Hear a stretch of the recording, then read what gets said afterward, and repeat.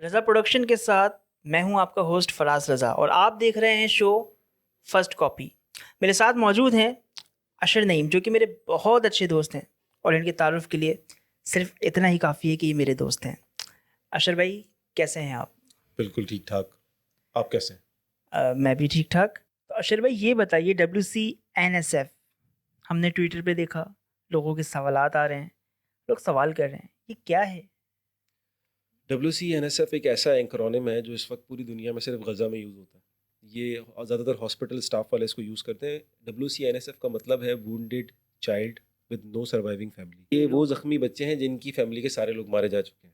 WCNSF कोई नहीं बचा, तो जब ऐसा कोई बच्चा किसी हॉस्पिटल में पहुंचता है जो खुद भी ज़ख्मी होता है मगर उसकी पूरी फैमिली मारी जा चुकी होती है, तो उसकी रिपोर्ट में लिखा जाता है WCNSF। अब ये इसको अगर आप इस सिचुएशन को देखें तो आपको अंदाज़ा होता है कि हमास की रिक्रूटमेंट कैसे होती है। हमास की सबसे बड़ी रिक्रूटमेंट एजेंसी जो है वो गवर्नमेंट ऑफ इसराइल है। जब आप बच्चों को मार रहे हैं, जब आप लोगों को मार रहे हैं, तो वो लोग भी रिटेलिएट करना चाहते हैं। अब आप एक उस बच्चे के जहन से सोचें जो WCNSF है, कि जिसकी सारी फैमिली मारी जा चुकी है, अब उसने सारी ज़िंदगी इजराइल से बदला लेने की ख्वाहिश में गुजारनी है। तो ऐसा बच्चा हमास को ज्वाइन नहीं करेगा तो क्या वो किसी नाइट क्लब को ज्वाइन करेगा? उसने हमास में ही जाना है। फिर इन्हें कंप्लेन होती है कि ये हमारे खिलाफ लड़ रहा है। जब आप उनकी पूरी पूरी फैमिलीज़ के मैसेकर कर रहे हो तो उसके जवाब में वो आपसे लड़ेंगे नहीं, तो क्या आपको लव लेटर्स भेजेंगे? ये सुनने में किसी हमारी मूवी की स्क्रिप्ट लग रही है। मतलब हम लोग मूवीज़ में जो देखते हैं ना कि एक लड़का होता है, उसकी फैमिली को मार देते हैं, फिर वो लड़का एक ग्रुप को ज्वाइन कर लेता है, उसके साथ बड़ा होता है, सीखता है, फिर उस ग्रुप का सबसे अच्छा फाइटर शूटर बन जाता है। तो बड़ा फिल्मी सा है ये। फिल्मी सा तो है, क्योंकि फिल्म्स में भी कहीं ना कहीं बेसिक जो स्टोरीज होती हैं वो Real life से लाइफ inspire लेसन्स होती होते हैं। मगर ये है कि ये फिल्मों से ज़्यादा बड़ी ट्रेजिडी है। शायद ही कोई इतनी ट्रेजिक फिल्म मैंने कभी देखी होगी जितना ट्रेजिक ये रियल लाइफ स्टोरी है दिस इज गजा की। Real life story. This is real life. तो एक शख्स जो आज हमारे ऑडियंस जो देख रही है कि हमास इसराइल पे हमला कर रहा है, और बहुत सारे लोगों ने ये राय भी कायम कर ली कि भाई हमास ने पहले हमला किया था, तो उनको ये पता होना चाहिए कि आज हमास के जो नौजवान इसराइल पे हमला कर रहे हैं, ये हमला पहला हमला नहीं है, ये जवाबी हमला है।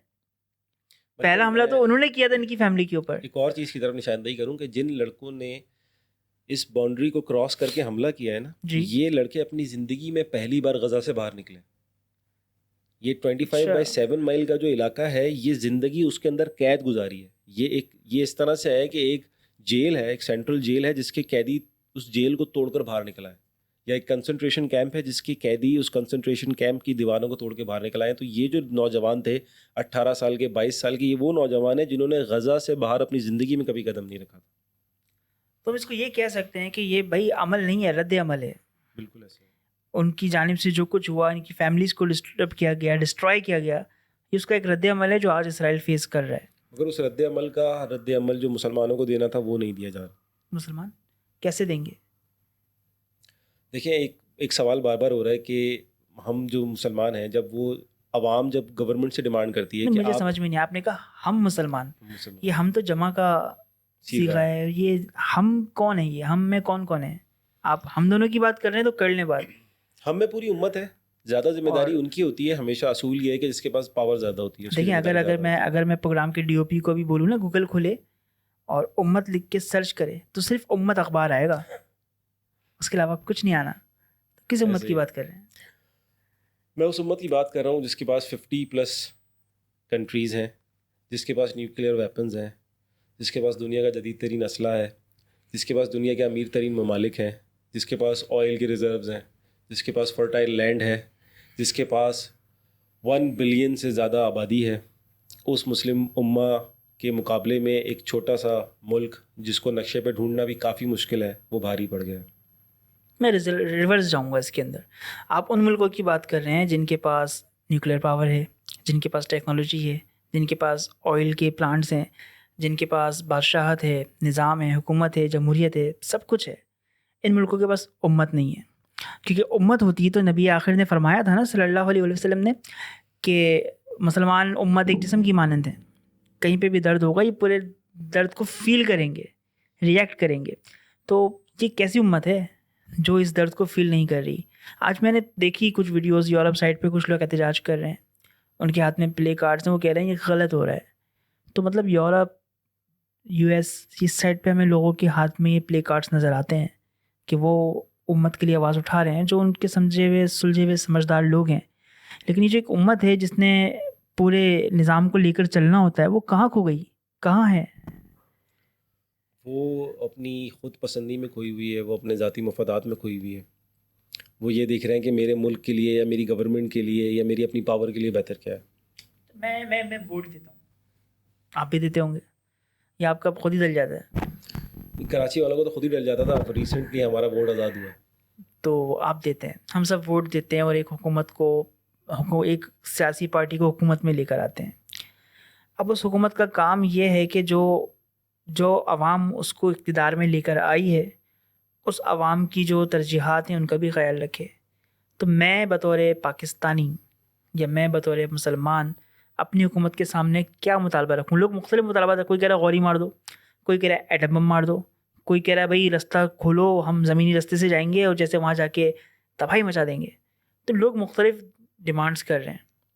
तो हमने तो एक साहब से ये भी सुना प्रेस क्लब पे, वो कहते हैं कि 3 दिन का अल्टीमेटम दे रहे हैं हम इसराइल को, 3 दिन में अगर जंग बंदी नहीं हुई तो चौथे दिन हम बताएंगे। आज 40वां दिन है, वो साहब पता नहीं कहाँ चले गए ये बात भूल कर।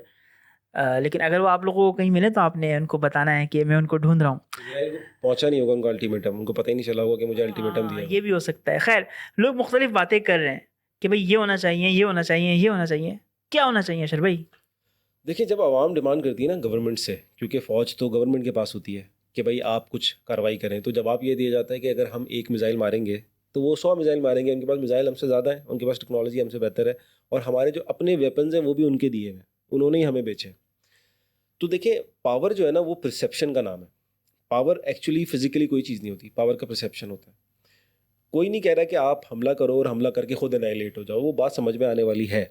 मगर अगर आप मैं एक सिनेरियो बनाता हूँ, हाइपोथेटिकल सिनेरियो, कि अगर 10 मुल्कों ने एक कंसोर्टियम बनाकर उन्होंने कहा था कि हम एक दिन अपने मिसाइल सारे टेस्ट कर लेंगे, तो इस मिसाइल टेस्टिंग, 10 ममालिक की मिसाइल टेस्टिंग का क्या परसेप्शन गया होता अमेरिका पर। वो सारे लोग जो इसराइल को सपोर्ट कर रहे हैं, वो सपोर्ट ही इसलिए कर रहे हैं कि उन्हें पता है कि मुसलमान बीच में नहीं आएंगे। अगर इस बीच के अंदर मुस्लिम ममालिक ने 10 या 5 मुस्लिम ममालिक ने मिल के जंगी मशक़ें करने का ऐलान कर दिया होता कि जी हम फ़लाँ इलाके के अंदर, कहीं करीब, कहीं मिडल ईस्ट में, कहीं रेड सी के अंदर जंगी मशक़ें करेंगे, तो अगर अमेरिका इनको आके बोलता भी कि जी आप बीच में क्यों आ रहे हैं, तो ये कहते हैं कि हम तो बीच में नहीं आ रहे, हम तो अपनी जंगी मशक़ें कर रहे हैं जो हम हमेशा से करते आए हैं। इस बार हम रेड सी में कर रहे हैं, हम अपने मिसाइल टेस्ट कर रहे हैं जो हम हमेशा से करते आए हैं, इस बार हम एक दिन में कर रहे हैं सॉलिडारिटी के लिए। मगर वो सिर्फ एक 10 ममालिक का जो मिसाइल टेस्ट होता है ना, वो अमेरिका को ये परसेप्शन देता है कि यार ये मसला कभी भी हमारे हाथ से निकल कर थर्ड वर्ल्ड वॉर करवा सकता है, तो हमें चाहिए कि हम इसराइल को चुप कराएं। अभी तो इसराइल और अमेरिका दोनों कन्विंस्ड हैं कि कोई मुस्लिम मुल्क किसी भी अंदाज में, किसी भी तरह बीच में नहीं आएगा। आपकी बात से ना मुझे राजू रस्तोगी वाला एक वो डायलॉग याद आ गया। वो कहता नहीं था कि पप्पा नहीं मानेंगे, तो ऐसा तो नहीं मुस्लिम ममालिक कुछ करना चाहते हैं लेकिन पप्पा नहीं मान रहे? ऐसे ही पप्पा नहीं मान रहे, वो बिल्कुल नहीं मान रहे, बल्कि पप्पा से बेहतर है डैडी, क्योंकि अमेरिका के लिए डैडी और ज़्यादा सूटेबल है। डैडी नहीं मान रहे, डैडी नहीं मान रहे, डैडी। डैडी और नहीं वो मान रहे कि बल्कि डैडी और के पूरा खिलाफ कर कार्रवाई लेना, की शुगर जाए। डैडी नहीं मान रहे, शुगर डैडी नहीं मान शुगर डैडी नहीं मान रहे। तो इनको मनाने का कोई दूसरा तरीका तो होगा ना। मतलब चले हम ये नहीं कर सकते कि अपनी हुकूमतों को मजबूर करें कि वो कुछ तरबियती प्रोग्राम्स करें या फिर वो जंगी मशक़ें करें, लेकिन कुछ तो दुनिया में ऐसा होगा जो मुसलमान कर सकता है। इसके बाद जो चीज़ जो मुसलमान कर सकता है ना, वो ये है, और वो बाइकआउट नहीं है, क्योंकि बाइकआउट में बहुत बात हो गई, तो हम बाइकआउट से आगे एक और बात करते हैं। एक चीज़ होती है पब्लिक ओपिनियन। अब जो नई दुनिया है ना, राय अम्मा, अब जो नई दुनिया है जिसमें डेमोक्रेसीज़ हैं, जिसमें एटलीस्ट एक परसेप्शन है कि जी आवाम से पूछा जाता है और आवाम की राय मानी जाती है, इस दुनिया के अंदर पब्लिक ओपिनियन बहुत मैटर करता है। और बड़ी बड़ी जंगें जो हैं वो पब्लिक ओपिनियन के मैदान में जीती गई हैं। मैं आपको कुछ मिसालें देता हूँ। ब्लैक अमेरिकन्स के ऊपर अमेरिकन उनको फर्स्ट कैटेगरी के सिटीज़न नहीं समझते थे, वो उनको स्लेव समझते थे या थर्ड क्लास सिटीज़न समझते थे। उन्होंने अपने राइट्स के लिए मूवमेंट चलाई जो बहुत लंबे तवील अरसे चली। इस पूरी मूवमेंट में कई जंगें भी हुई, कई कॉन्फ्लिक्ट्स भी हुए, मगर कालों ने गोरों से कोई एक जंग भी नहीं जीती। उसके बावजूद कालों का प्रेसिडेंट, अमेरिका कालों का जो नुमाइंदा है वो अमेरिका का प्रेसिडेंट बना। इसी तरीके से साउथ अफ्रीका में आ जाए, साउथ अफ्रीका में भी यही मसला था, गोरों की हुकूमत थी, अक्सरियत कालों की थी, वो कालों को दबाते थे, सप्रेस करते थे, एक अपार्थाइड स्टेट बनाया हुआ था। वो अपार्थाइड स्टेट ख़त्म हो गई। नेल्सन मंडेला प्रेसिडेंट बन गए, जबकि कालों ने गोरों से कोई एक जंग भी नहीं जीती। बल्कि हम अपने मुल्क में आ जाते हैं। पाकिस्तान और इंडिया जो बने, पाकिस्तान और इंडिया ने इंग्लैंड को कोई जंग नहीं हराई। हुआ क्या था इन सारे केसेस में, अमेरिका के केस में, साउथ अफ्रीका के केस में और इवन इंडिया पाकिस्तान के केस में, जो पब्लिक ओपिनियन था वो टर्न कर गया था। यानी इंग्लैंड के लोगों का जो ओपिनियन था, उनका उस वक्त पब्लिक ओपिनियन ये बन गया था कि आपने जो कॉलोनीज़ बनाई हुई हैं, जहाँ आप लोगों को सप्रेस कर रहे हैं, आप जहाँ लोगों पे आप जुल्म कर रहे हैं, ये कॉलोनीज़ अब ख़त्म होनी चाहिए। तो उन्होंने आपके प्रेशर में आपको आज़ादी नहीं दी, उन्होंने अपनी आवाम के प्रेशर में आके आपको आज़ादी दी। क्योंकि आप तो मैदान जंग में उन्हें हराने के काबिल नहीं थे, आपके पास कोई आर्मी नहीं थी। वो आज़ाद हिंद फ़ौज जो बना भी रहे थे, वो एक बिल्कुल डिफंक्ट फ़ौज थी। तो आपने किस मैदान में ये जंग जीती? आपने पब्लिक ओपिनियन के मैदान में ये जंग जीती। काले अमेरिका के अंदर अगर कुछ राइट्स हासिल करने में कामयाब हुए हैं, दो कि अभी भी उनको बहुत सप्रेस किया जाता है, मगर वो पब्लिक ओपिनियन की वजह से जीते। साउथ अफ्रीका की जो जंग जीती गई, वो पब्लिक ओपिनियन पे जीती गई। पब्लिक ओपिनियन में आवाम का करने वाला काम यह है कि हमें लोगों की जहनसाजी करनी है। सबसे बड़ा इसमें जो मुल्क है वो है अमेरिका। अमेरिका इसमें मेक और ब्रेक वैल्यू रखता है इस पूरे कॉन्फ्लिक्ट में। अगर अमेरिका जिस दिन इजराइल के पीछे से हट जाएगा, ये कॉन्फ्लिक्ट 2 दिन में ख़त्म हो जाएगा। अमेरिका के अंदर पब्लिक ओपिनियन को शिफ्ट करने के लिए ज़्यादा जिम्मेदारी तो अमेरिका के मुसलमानों की है, मगर पूरी दुनिया के मुसलमानों की, कि वो फैक्ट्स एंड फिगर्स अमेरिका के लोगों तक पहुँचाएं। और मैं आपको इसमें खुशखबरी देता हूँ, अमेरिका की तारीख में पहली बार, अभी फाइनेंशियल टाइम्स में एक सर्वे छपा है, अमेरिका की तारीख में पहली बार जो नौजवान है, नौजवानों में प्रो पैलेस्टीनियंस की तादाद प्रो इजरायली से बढ़ चुकी है। ये पहली बार हुआ, वरना तारीख में हमेशा प्रो इजरायलीज अमेरिका में ज़्यादा रहे। अभी भी ओवरऑल अमेरिका में प्रो इजरायलीज प्रो पैलेस्टीनियंस से ज़्यादा हैं, मगर जो नौजवान हैं, नौजवानों के अंदर इस वक्त प्रो पैलेस्टीनियन ज़्यादा हो गए। यही नौजवान आगे चल के मुल्क के लीडर्स बनेंगे, मुल्क की पॉलिसीज़ बनाएंगे। तो हमें यहाँ रुकना नहीं है, हमें इस पर मज़ीद काम करना है। और अगर पब्लिक ओपिनियन की जंग हम जीतते हैं, तो हो सकता है कि बगैर लड़े हम इसराइल से अपना मुल्क वापस ले लें। मैंने एक कैंपेन देखी अमेरिका के अंदर चलती हुई, कुछ लोगों ने वीडियोस शेयर की हुई कि वहाँ पर टैक्स को लेके भी एक कैंपेन चल रही है कि हमारे टैक्स से बच्चों को मारा जा रहा है। ये भी पब्लिक ओपिनियन वॉर का हिस्सा है ना, कि आप मुझसे टैक्स लेकर उस पैसे को मेरी हेल्थ केयर पर नहीं लगाते, क्योंकि अमेरिका में फ्री हेल्थ केयर नहीं है। आप मेरी एजुकेशन पे वो पैसा सही से खर्च नहीं करते, क्योंकि अमेरिका के अंदर जब आप यूनिवर्सिटीज़ में जाते हैं तो वो एक डिग्री करने का इतना बड़ा कर्ज आप पे चढ़ता है जो आप ज़िंदगी भर उतारते रहते हैं। मगर इस सब के लिए आपके पास पैसे नहीं है। मुझे एजुकेशन देने का पैसा नहीं है, मुझे हेल्थ केयर देने का पैसा नहीं है, मगर इसराइल को हथियार देने का पैसा है। तो अगेन ये पब्लिक ओपिनियन की वॉर है, और ये बात हमें ज़्यादा से ज़्यादा करनी है। तो ये आइस ब्रेकिंग कौन करेगा? मुस्लिम इन्फ्लुएंसर्स, मुस्लिम कहाँ है? ओपिनियन मेकर्स हमें बनाने पड़ेंगे। तो मतलब ये 100-200 साल का प्रोजेक्ट है? जी बिल्कुल, हमें फैक्ट्री अभी लगानी पड़ेगी। जब हम फैक्ट्री लगाएंगे तो 20-25 तो उनका क्या करें जिन्होंने 3 दिन का अल्टीमेटम दिया था? उनका अल्टीमेटम को इजराइल आप तो 100-200 साल की बात कर रहे हैं ना। मतलब आज अगर हम इस नस्ल पे काम करना शुरू करें, इसको तरबियत देना शुरू करें, ट्रेन करना शुरू करें, राय आमा को चेंज करने की लहर का आगाज़ करें, तो ये तो इट्स टेक टाइम। ये ओवर द नाइट होने वाले काम नहीं है।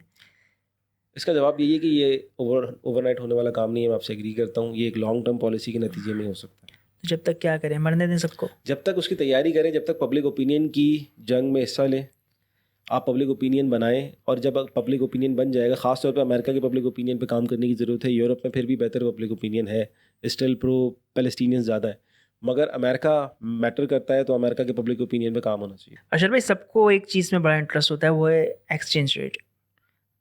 आप समझ रहे हैं ना कौन सा एक्सचेंज रेट, कि $1 का कितना, $1 का कितना। लेकिन एक और एक्सचेंज रेट है जो आजकल चल रहा है, वो है फ़लस्तीन के अंदर ग़ज़ा में क्या चल रहा है? जी बिल्कुल फराज भाई, ऐसा ही है। जहाँ एक एक्सचेंज रेट है जिसे हमारे मुल्क में बच्चे बच्चे को पता है कि डॉलर का इस वक्त क्या रेट चल रहा है, हर बंदा उसकी ताक में होता है। एक और एक्सचेंज रेट है कि ख़ास काश के हमें उसका भी इदराक होता। वो एक्सचेंज रेट है कि जब कोई भी कॉन्फ्लिक्ट इसराइल और फ़लस्तीन के दरमियान होता है, तो कितने फ़लस्तीनी मारे जाते हैं और कितने इजरायली मारे जाते हैं। क्योंकि इसराइल की ये पॉलिसी है कि जब भी हम पर हमला होगा तो हमने उसका कई गुना बड़ा रिस्पांस देना है। तो उससे एक Israeli to Palestinian death toll का भी एक एक्सचेंज रेट इस्टेब्लिश हुआ हुआ है, और उसके मैंने कुछ स्टैट्स निकाले, मैं आपसे शेयर करता हूँ। 2001 में जो कॉन्फ्लिक्ट हुआ था, इसमें एक्सचेंज रेट था 20, यानी हर एक इजरायली के बदले में 20 फ़लस्तीनी मारे गए थे 2021 में। 2014 में ये एक्सचेंज रेट था 30, हर एक इजरायली के मुकाबले में 30 फ़लस्तीनी मारे थे। 2012 के अंदर ये एक्सचेंज रेट था 42, हर एक इजरायली के मुकाबले में 42 फ़लस्तीनी मारे गए थे। 2008-9 में जो कॉन्फ्लिक्ट हुआ था, ये एक्सचेंज रेट था 100, एक इजरायली के मुकाबले में 100 फ़लस्तीनी मारे गए थे। और इस वक्त जो कॉन्फ्लिक्ट चल रहा है, जो अभी चल रहा है, जो ख़त्म नहीं हुआ है, 1200 इजरायली मारे गए हैं। पहले ये 1400 कह रहे थे, अब इन्होंने खुद रिवाइज कर लिया। उस 1200 में से भी ये बात इस्टेब्लिश हो चुकी है कि अक्सर लोग खुद इजरायली फायरिंग से मारे गए हैं, क्योंकि इनके जब हेलीकॉप्टर्स आए और इनके जब सोल्जर्स आए तो उनको अंदाज़ा ही नहीं हुआ कि इसमें से कौन फ़लस्तीनी है, कौन इजरायली है। इन्होंने सबको मारना शुरू कर दिया। उसका इस वक्त तक एक्सचेंज रेट है 12.5। हर एक इजरायली के मुकाबले में 12 से ज़्यादा फ़लस्तीनी मारे जा चुके हैं। सिर्फ यही नहीं, एक और एक्सचेंज रेट इस दफ़ा इस्टेब्लिश हुआ है जिन लोगों को इन्होंने बेघर किया है, क्योंकि इन्होंने आधे गज़ा को नो गो जोन बना दिया है। वो जो आधा गज़ा है उससे 10 लाख से ज़्यादा लोगों को बेघर किया गया है। तो ये जो एक्सचेंज रेट बनता है, हर एक इजरायली जो मारा गया है उसके मुकाबले में 850 फ़लस्तीनियों के घर मसमार कर दिए गए, उनको बेघर कर दिया गया है। तो ये एक ऐसा एक्सचेंज रेट है जिस पर अगर हमारी नज़र होती तो शायद ये एक्सचेंज रेट इतना ख़तरनाक हद तक बढ़ता ही नहीं। फिक्र नहीं है हमें इस एक्सचेंज रेट की। तो आप कह रहे हैं कि इसराइली के बदले 12.5 फ़लस्तीनी अभी मर चुके हैं, शहीद हो चुके हैं, और अभी ये डेथ टोल अभी भी चल रहा है, बढ़ रहा है इवन। और इस बार तो उन्होंने अस्पतालों को, हॉस्पिटल्स सबको को, निशाना स्कूल्स बनाया। को, सबको निशाना बनाया है। सबको निशाना बना। और ये पिछली दफ़ा से ज़्यादा है, इस दफ़ा तो आधा लेकिन गज़ा ड्यूरेशन ही कम है। कम दिनों में इस दफ़ा तो आधा गज़ा ही इन्होंने जो है ना वो मसमार कर दिया एक तरीके से। 3 न्यूक्लियर बॉम्ब से ज़्यादा का TNT या वहाँ पे एक्सप्लोजिव्स गिराए गए। तो अगर 3 न्यूक्लियर बॉम्ब्स वहाँ गिराए जाते तब इतनी तबाही होती जितनी ये कर चुके हैं, अभी जितनी कर चुके जितनी हैं। कर चुके हैं। ठीक। अच्छा, ये बताइएगा कि अक्सर लोग जो है ना ये इस किस्म की बातें फेसबुक पे भी करते हैं और पोस्टें भी लगाते हैं, ऊपर बड़े जज्बाती नोट्स लिखते हैं जिस तरह हम बातें कर रहे हैं, और नीचे एक फ़ोटो लगाते हैं। हमारी आवाम इतनी वेली, वो बेचारे फ़ोटो लगाते हैं कि मस्जिद अक्सा, बैतुल मक़दस, फ़ोटो लगा दिया। अब नीचे जो आवाम है ना वो पूरा कंटेंट मिस करती है, कहती है यार छोड़ो डेट रेट क्या चल रहा है, छोड़ो क्या एक्सचेंज रेट चल रहा है, ये कितने काम की बात लिखी है, इसको भी छोड़ दो। क्या पकड़ते हैं, वो कहते हैं यार ये जो गोल्डन गुंबद है ना, ये मस्जिद अक्सा नहीं है, वो जो कच्ची मस्जिद बनी हुई है ना एक, वो मस्जिद अक्सा है। तो मतलब यहाँ की यूथ जो है वो इस डिबेट में है कि इसमें से मस्जिद अक्सा कौन सी है, क्या है ये अल-अक्सा। अच्छा जी, ये बहुत अच्छा सवाल है, बड़ा इंटरेस्टिंग सवाल है, बड़ा रेलेवेंट है कि मस्जिद अल-अक्सा असल में है क्या। तो बाज़ लोग गोल्डन डोम की तस्वीर लगाते हैं, डोम ऑफ रॉक, मगर ज़्यादातर लोग उस पर कमेंट करते हैं कि जो डोम ऑफ रॉक है ये मस्जिद अक्सा नहीं है, बल्कि एक और जो मस्जिद है जिसका ज़रा ग्रीन ग्रेश किस्म का गुंबद है, ये मस्जिद अक्सा है। असल में मस्जिद अक्सा जो है ना ये दोनों ही नहीं है, क्योंकि डोम ऑफ रॉक जो है ये बनु उमैया के दौर में बनाया गया, मस्जिद किबली जो है वो हज़रत उमर ने बनाई। मस्जिद अक्सा तो जिस वक्त मस्जिद अक्सा का जिक्र होता है कि नबी पाक सल्लल्लाहु अलैहि वसल्लम ने आके यहाँ पर अंबिया को नमाज़ पढ़ाई, तो उस वक्त तो कोई मस्जिद थी ही नहीं, तो फिर किसे मस्जिद कहा जा रहा है। तो इसमें असल में कन्फ्यूजन इस वजह से बनती है कि जब हम मस्जिद का वर्ड सुनते हैं तो हम अपने दिमाग में एक इमारत इमेजिन कर लेते हैं और फिर हम किसी एक इमारत से उसको मैच करने की कोशिश करते हैं कि वो इमारत कौन सी है, जबकि इस्लाम में मस्जिद होने के लिए इमारत होना ज़रूरी नहीं है। उस जगह को मस्जिद के तौर पर डिक्लेयर कर देना ही उसे मस्जिद बना देता है। तो दरअसल मस्जिद अक्सा जो है, अक्सा का मतलब होता है दूर वाली मस्जिद। तो मस्जिद अक्सा जो है ये जो पूरा, जिसे टेम्पल माउंट कहा जाता है इंग्लिश में, ये जो पूरी टेम्पल माउंट है, ये जो पूरा प्लेटफॉर्म है, अगर आप मैप में देखेंगे तो एक पहाड़ी है जिसके ऊपर काफ़ी सारा स्पेस अभी भी खाली है, ये पूरी मस्जिद अक्सा है। इसमें आप जिस हिस्से पे भी खड़े होंगे तो वो मस्जिद अक्सा है। तो जो गोल्डन डोम है वो भी मस्जिद अक्सा का हिस्सा है, क्योंकि वो उस टेम्पल माउंट के अंदर ही है। जो मस्जिद किबली है वो भी मस्जिद अक्सा का हिस्सा है, मगर जो खाली स्पेस है वो भी मस्जिद अक्सा का हिस्सा है। ये समझना इसलिए ज़रूरी है कि कोई आके हमसे कह सकता है कि यार आपकी मस्जिद और डोम ऑफ रॉक के अलावा भी बहुत सारी जगह खाली है, तो वो तो मस्जिद अक्सा नहीं है, तो वहाँ आप सिनेगॉग बनाने दें। तो मसला ये है कि वो पूरी की पूरी पहाड़ी ही मस्जिद अक्सा है और उसका 1 इंच भी मुसलमान किसी को नहीं दे सकते। अच्छा, इसमें जो सोशल मीडिया के कबाड़ी होते हैं जिनको यूट्यूबर्स कहते हैं ये तो सब कुछ बेचता है, कबाड़ी सब कुछ बेचता है, सब खरीदता है, तो ये नहीं दिखता क्या चीज़ है। इसलिए मैं यूट्यूबर्स को कहता हूँ ये मेरे बच्चे का पैम्पर चेंज हो रहा है और मेरी वाइफ सोशल का मीडिया ये के मसला, जो पर्स गुम हो गया। कबाड़ी हैं, इन्होंने भी इस चीज़ पे ना बड़ी वीडियोस बना के डाली। इनको पता कुछ नहीं है, कक नहीं पता इन लोगों को। इन्होंने वीडियोस बना के डाली, इन्होंने क्या कहा, इन्होंने कहा कि भाई ये जो गोल्डन मॉस्क है या ये जो गोल्डन मस्जिद है ये मस्जिद अक्सा है, और ये जो छोटी मस्जिद है ये हैकल सुलेमानी है। कोई कुछ कह रहा है, कोई बाउंड्रीज़ को दीवारें गिरिया कह रहा है। बड़ी डिसइंफॉर्मेशन है, लोगों को मिसलीड करते हैं लोग। अपने पता है अपने जो प्रोग्राम्स के सेमिनार्स के पीछे की बैकड्रॉप होती है उस तक में गलत तस्वीरें लगा देते हैं इसी चक्कर में आके। तो इसका अगर वन लाइनर आप जवाब दें मुझे, या बिल्कुल क्लियर सा बताएं कि भाई ये चीज़ ये है, ये चीज़ हैकल सुलेमानी है, ये चीज़ ये है, और इसका पूरा एक अहाता करते हैं। मतलब मेरे सामने एक नक्शा खींचते हैं इस ग्राउंड का। जिस वक्त हज़रत उमर ने बैतुल मुक़द्दस को फ़तह किया है जी। और आप वहाँ पहुँचे हैं, तो ये इस पूरे इलाके में कचरा फेंका हुआ था, क्योंकि ईसाइयों के लिए इस पहाड़ की कोई अहमियत नहीं थी, टेम्पल माउंट की। वहाँ पर एक सहाबी थे काब अल अहबार, जो कि इस्लाम लाने से पहले यहूदियों के रबाई थे। वो जो यहूदियों के राहिब थे, उन्होंने हज़रत उमर को बताया कि ये जो डोम ऑफ रॉक के अंदर ये जो पत्थर है ना, उस वक्त डोम तो कोई था नहीं, सिर्फ एक पत्थर था। ये पत्थर वो है जो कि पहले बनो इसराइल के अंबिया का काबा हुआ करता था, वो इसकी तरफ रुख कर कर नमाज़ पढ़ा करते थे। तो यहाँ पर इसकी सफाई वगैरह करके इसको प्रिजर्व कर लिया गया। बाद में बनु उमैया आए तो उन्होंने इसके ऊपर डोम ऑफ रॉक एक ये गोल्डन डोम बना दिया। इसी तरीके से हज़रत उमर ने वहाँ जब मस्जिद बनाई तो वो मस्जिद किबली थी, जिसकी आजकल हम तस्वीरें देखते हैं। मगर जो मस्जिद अक्सा है वो ये पूरा पहाड़ है, इस पूरे पहाड़ को मस्जिद अक्सा कहा जाता है, और इस पूरे पहाड़ की हुर्मत मस्जिद अक्सा वाली है, चाहे वहाँ पर कोई इमारत हो या वो इमारत ना हो। कुछ जीनियस आइंस्टाइन ये भी कर रहे होते हैं कि नबी करीम सल्लल्लाहु अलैहि वसल्लम ने वहाँ पर 1,24,000 कमोबेश पैगम्बर्स की इमामत फरमाई, तो कह रहे थे मस्जिद इतनी सी है, उसका रुकबा इतना सा, इसमें 1,24,000 पैगम्बर कैसे आए? तो ये बात भी इस चीज़ पर दलालत करती है कि ये पूरे ग्राउंड की बात है। उसके मामले में बाज़ किताबों में ये लिखा हुआ है कि जो असल हैकल सुलेमानी था, अल्लाह ताला ने उसको ज़मीन पे लाकर उसके अंदर नबी पाक सल्लल्लाहु अलैहि वसल्लम से इमामत करवाई। ठीक। तो वो असली हैकल सुलेमानी था, उसके अंदर 1,24,000 कैसे आ गए? तो क्योंकि जिस तरह से वो अपनी कब्रों में से उठकर आ गए, उसी तरीके से वो एक इमारत के अंदर आ गए। तो ये तो एक मौजज़ा है।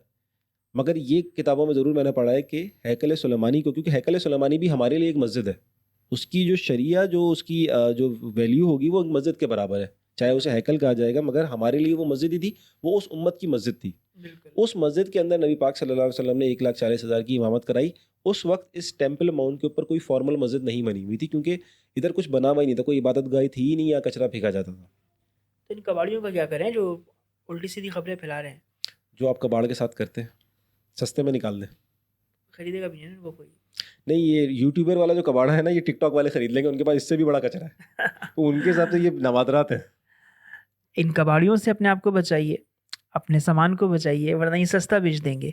जहाँ से भी इन्फॉर्मेशन लें उसकी रिसर्च कर लें, देख लें कितनी ऑथेंटिक है कितनी नहीं है, उसके बाद आगे फैलाइए।